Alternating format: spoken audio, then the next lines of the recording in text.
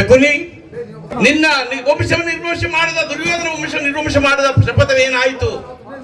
ದುರ್ಯೋಧನ ಅನ್ನಕ್ಕೆ ಮರುಳಾದೆಯಾ? ನಿನ್ನ ತಮ್ಮಂದಿರನ್ನು ಮರೆತೆಯಾ? ಮಾಡಿದ ಶಪಥವೇನಾಯಿತು ಶಕುನಿ? ಏನಾಯಿತು? ಸತ್ತು ಸತ್ತು ಈ ಸೋಮಲ ರಾಜ ಶಕುನಿ ಆಶ್ವಾಸನ ಅಲ್ಲಗಳೆಯುತ್ತಿರುವ ಆದಮ ಮರುಗಳೇ ಸತ್ತು.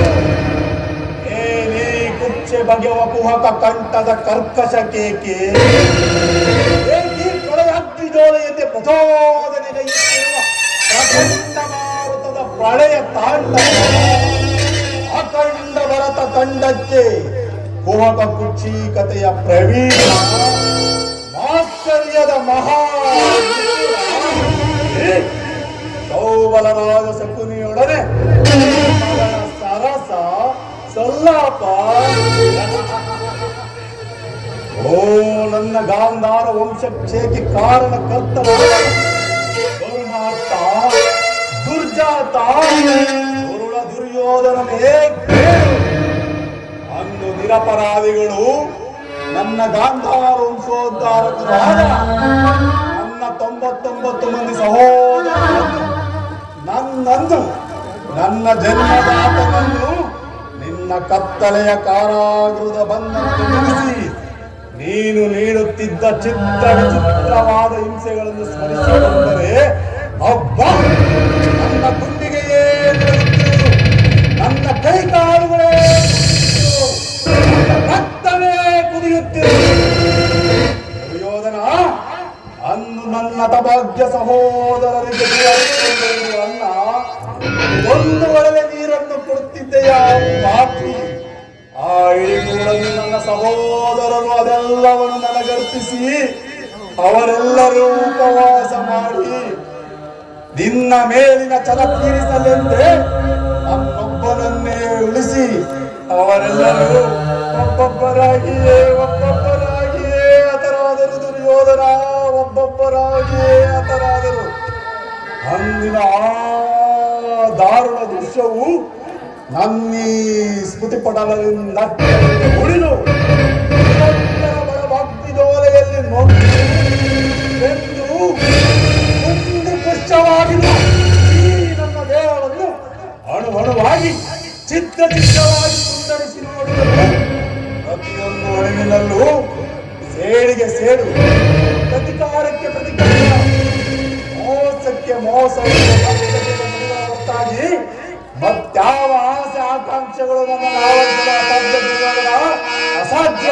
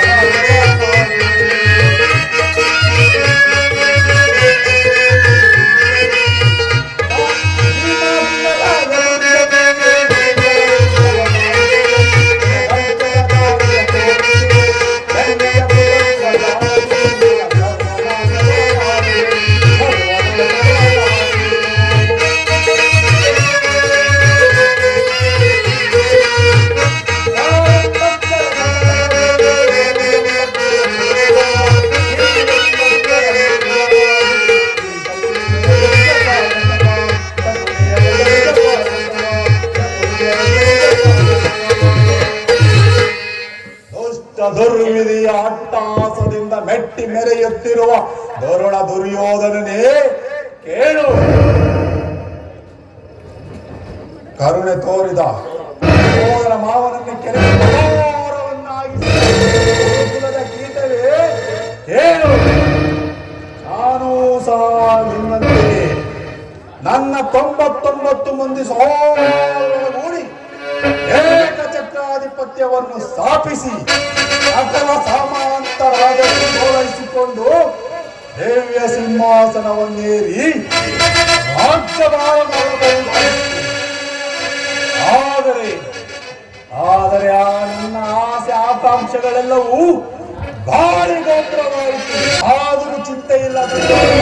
ಮುಳ್ಳನ್ನು ಮುಳ್ಳಿನಿಂದಲೇ ತೆಗೆಯಬೇಕು, ವಜ್ರವನ್ನು ವಜ್ರದಿಂದಲೇ ಸೇರಿಸಬೇಕು. ನಿನ್ನಂತ ಮೋಸಗಾರನನ್ನು ಮೋಸದಿಂದಲೇ ನಾಶಪಡಿಸಬೇಕು ಎಂಬ ಅಧಿಕಾರದ ಮದದಿಂದ ಉಬ್ಬಿ ಮೆರೆಯುತ್ತಿರುವೆಯಾ? ಇನ್ನೆಷ್ಟು ದಿನ ನಿನ್ನ ಅಧಿಕಾರ? ಅಧಿಕಾರ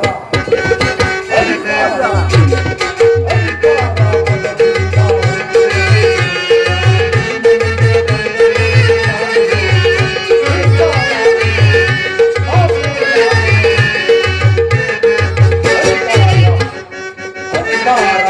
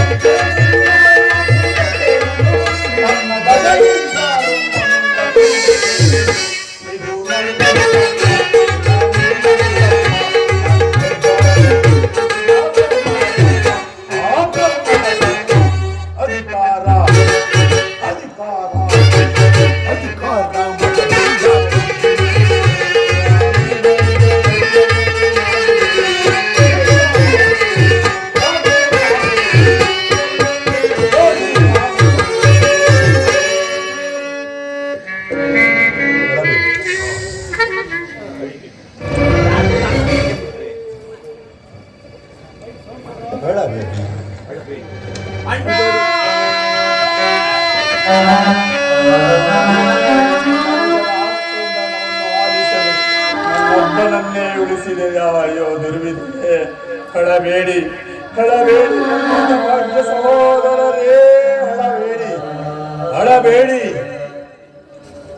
ದುರ್ಯೋಧನನ 99 ಮಂದಿ ಸಹೋದರರ ಭಿನ್ನ ಭಿನ್ನ ರುಂಡಗಳಿಂದ ನರಕದಲ್ಲಿ ನಿಮ್ಮ ನಿರಾಂಜನವನ್ನೇ ಮಾಡಿಸುವೆನು.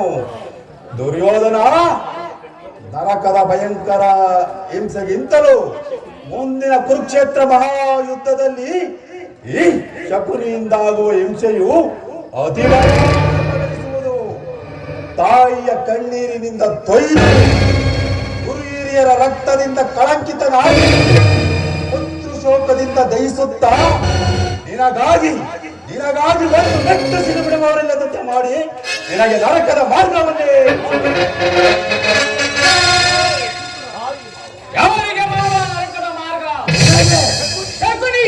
ಅಲ್ಲವಯ್ಯ, ನಿನಗೆ ಪರಮ ವೈರಿಗಳಾದ ಪಾಂಡವರಿಗೆ ಎನ್ನುವಷ್ಟರಲ್ಲಿ.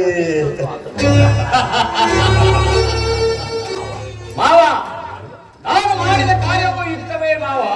ಚಿಂತೆ ಏಕೆ ಗುರುರಾಜ? ಜಯದ್ರಥ ಕುತ್ತವರು ಮಾದಿಗಳು ಸೈನ್ಯ ಸಮೇತರಾಗಿ ಈ ದಿನ ನಿನ್ನ ಸಹಾಯಕ್ಕಾಗಿ ಹೊರಟಿರುವುದು ದೂತನು ಸಮಾಚಾರ ತಂದನಲ್ಲವೇ?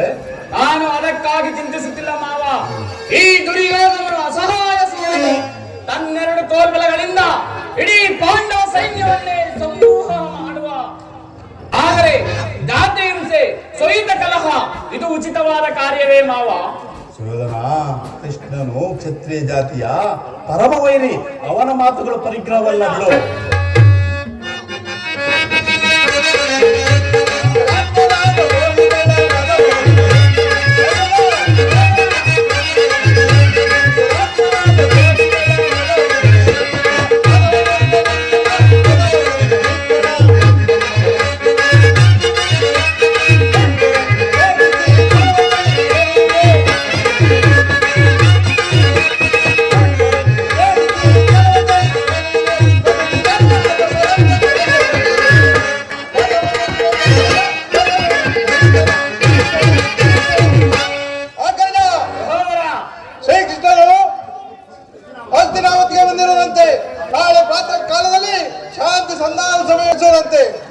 ಏನು ಸಹೋದರ, ಕೃಷ್ಣನು ಹಸ್ತಿನಾವತಿಗೆ ಬಂದಿರುವನೇ?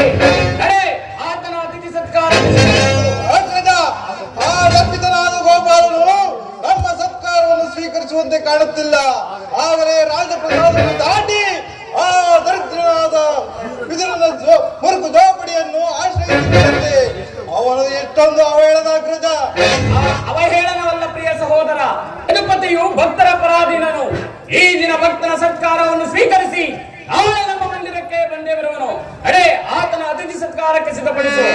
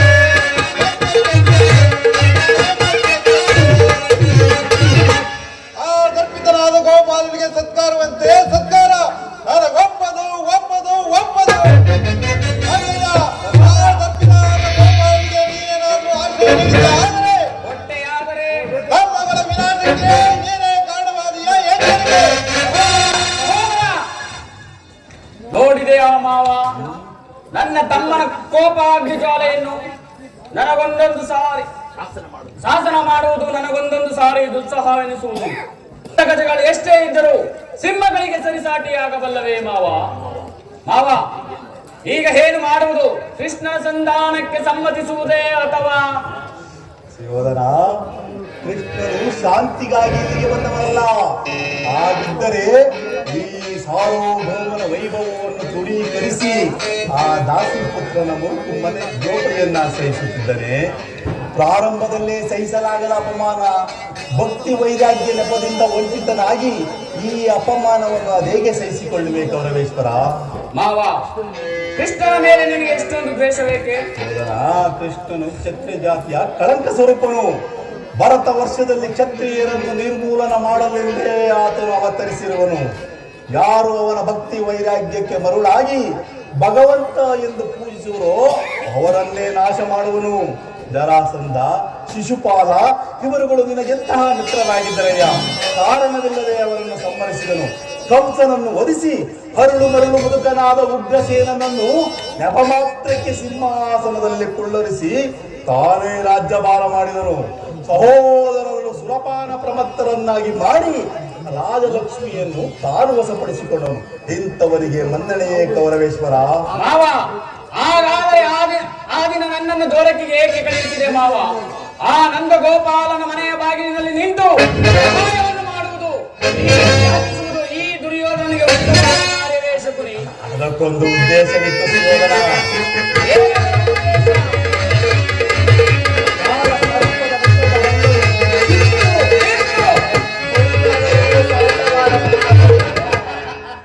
ಹಾಗೆ ಶ್ರೀಯುತ ಕೃಷ್ಣನ ವಿಜಯೋನ್ಮತವಾದ ಯಾದವ ಸೈನ್ಯವು ನಿನಗೆ ಹೆಚ್ಚು ಅವಶ್ಯಕವಾಗಿತ್ತು. ಕೃಷ್ಣನೇನಾದರೂ ಒಂದು ವೇಳೆ ಸೈನ್ಯ ಸಮೇತನಾಗಿ ನಿನ್ನ ಪಕ್ಷ ವಹಿಸಿದ್ದೇ ಆದರೆ ಕೃಷ್ಣ ನೀನು ನನಗೆ ಬೇಡ, ನಿನ್ನ ಸೈನ್ಯ ಮಾತ್ರ ಸಾಕೆಂದು ನಿಸ್ಸಂಕೋಚವಾಗಿ ಹೇಳಬಹುದಾಗಿತ್ತು. ಆದರೆ ಅರ್ಜುನನು ಆ ಸಂಕಟದಿಂದ ನಿನ್ನನ್ನು ಉದ್ಧಾರ ಮಾಡಿದನು. ಮಾವ, ಕೃಷ್ಣನು ನೀನು ಹೇಳುವಂತಹ ವಂಚಕನೇ ಪಾಪ. ಅವನ ಮೇಲಿನ ದ್ವೇಷಕ್ಕಾಗಿ ಪಾಂಡವರನ್ನು ಹಿಂಸಿಸಬೇಕಾಗಿತ್ತು. ಪಾಪ, ಪುಣ್ಯ, ದಯೆ, ದಾಕ್ಷಿಣ್ಯ ಇವುಗಳನ್ನೆಲ್ಲ ಎಂದಿನಿಂದ ಅಭ್ಯಾಸ ಮಾಡಿದ ಪಾಂಡವರನ್ನು ಕೃಷ್ಣನಿಂದ ಬೇರೆ ಮಾಡಲಾಗದು. ಅವರೆಲ್ಲರೂ ಅವನ ಆಜ್ಞಾಧಾರಕರು. ನೀನೇನಾದರೂ ಸಂಧಾನಕ್ಕೆ ಸಮ್ಮತಿಸಿ ಪಾಂಡವರಿಗೆ ಆಶ್ರಯವನ್ನು ಕೊಟ್ಟೆಯಾದರೆ ನಿನ್ನ ವಿನಾಶಕ್ಕೆ ಪಗಡೆಯಾಟದಲ್ಲಿ ಪಾಂಡವರು ಸೋತಾಗಲೇ ಅವರ ರಾಜ್ಯದಲ್ಲಿ ಹಕ್ಕು ನಷ್ಟವಾಯಿತು. ಪುನಃ ಅವರದ ಮುಂದುವುದೆಂದರೇನು? ಕ್ಷತ್ರಿಯ ವೀರರಿಂದ ಅನುಭಕ್ತಳಾದ ಕುರುಭೂಮಿಯ ರಾಜಲಕ್ಷ್ಮಿಯನ್ನು ಭಿಕ್ಷಕರ ಯಾಚನ ನೀಡುವುದು ನಿನಗೆ ಉಚಿತವಾದ ಕಾರ್ಯವಲ್ಲ. ಪಾಂಡವರು ರಾಜ್ಯವನ್ನೇ ಬಯಸುವುದಾದರೆ ರಣಕ್ಷೇತ್ರದಲ್ಲಿ ಸೆಳೆಸಿ ವಿಜಯಲಕ್ಷ್ಮಿಯನ್ನು ಕೈ ಹಿಡಿಯಲಿ. ಅದನ್ನು ಬಿಟ್ಟ ಮೇಲಿಂದ ಮೇಲೆ ಈ ದೈನ್ಯ ವೃತ್ತಿ ಏಕೆ? ದೇಹಿ ದೇಹಿ ದೇಹಿ ಎಂದು ಸರಿಯಾಗಿ ಹೇಗೆ ಶೋಭನ ರಾಜ, ನಿನ್ನ ಸಲಹೆಯ ಹೊರತಾಗಿ, ಯುದ್ಧದ ಹೊರತಾಗಿ ಆ ಪಾಂಡವರಿಗೆ ಒಂದು ಸೂಜಿ ಮನೆಯಷ್ಟು ಭೂಮಿಯನ್ನು ಸಹ ಕೊಡುವುದಿಲ್ಲ. ಕೊಡುವುದಕ್ಕೂ ನಾನು ಬಿಡುವುದು ಇಲ್ಲ. ಆ ಸುಯೋಧನ ಅಷ್ಟು ಮಾತ್ರವಲ್ಲ, ಬಾರಿಗೂ ಸಂಧಿಯ ನೆಪದಿಂದ ಪ್ರತಿಷ್ಠೆಯನ್ನು ತೋರುತ್ತಿರುವ ಕಳ್ಳ ಕೃಷ್ಣನಿಗೂ ತಕ್ಕ ಪ್ರಾಯಶ್ಚಿತ್ತ ಮಾಡಬೇಕು. ಈ ವಿಚಾರದಲ್ಲಿ ನನ್ನದೊಂದು ಸಲಹೆ. ಏನದು ಮಾವ ನಿನ್ನ ಸಲಹೆ?